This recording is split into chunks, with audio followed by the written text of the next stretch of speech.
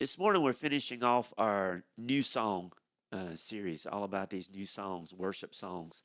And over the past several weeks, we've had some amazing testimonies, incredible testimonies of a certain worship song and what it means to someone and how it impacts their life and how it challenges them. Um, Over the past couple of weeks, we've had a few discussions and conversations with the staff, and they asked me one day, said, "Well, Ronnie, what's your song? What's that song that triggers your heart? That song that triggers your thoughts about worship and draws you closer to an intimate time of worship with God?" I mean, you were leading worship for years, so I'm going through this file cabinet in my brain of hundreds of songs that I've led in worship, and I couldn't think of the one song. And so the obvious response for me was to ask Karen what song, because she's heard me lead worship all those years and heard me lead all kinds of worship songs, leading the church in worship and events in worship.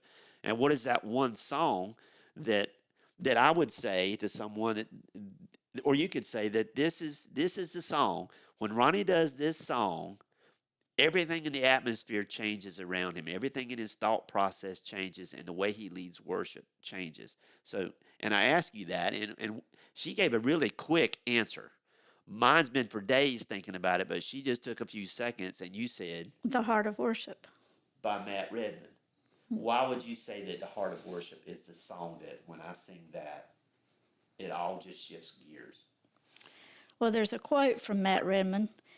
And he said, "The heart of worship says, the heart of a worshiper is a heart arrested and set free by the love of God." This song, The Heart of Worship, reminds us that worship is not about the music, but about the attitude of our hearts.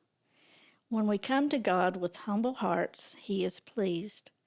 No matter what we have been through, or going through, or will be facing, we are to worship Him. And Jeremiah 32:39 says, "And I will give them one heart and one purpose to worship me forever."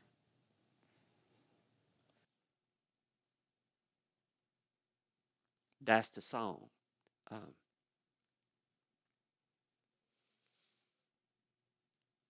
and when I think about that song and go back to the moments that I've led that song, I know there's a lot of people in the seats on Sunday morning when I would lead worship, but in the midst of that song, um, it's kind of odd to say this, but y'all disappear uh, unless you're joining in singing, and I really don't hear you then because the heart and the mind shift, and I've seen it in worship leaders, and I've seen it happen here on this stage that we're about to sing, and God moves in that song. He moves in me.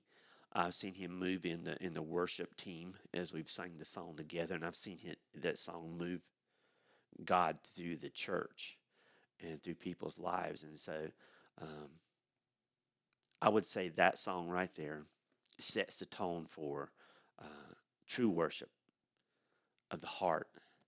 And it's not so much the words, and it's not so much the chords, and it's not so much the music and the rhythm. It's just the heart of a worshiper longing to be close to God and longing to have that moment with God that cannot be interrupted and will change their life forever. Um, that song, The Heart of Worship, is that ranks up there as the song for all worshipers, especially for me. So thank you very much.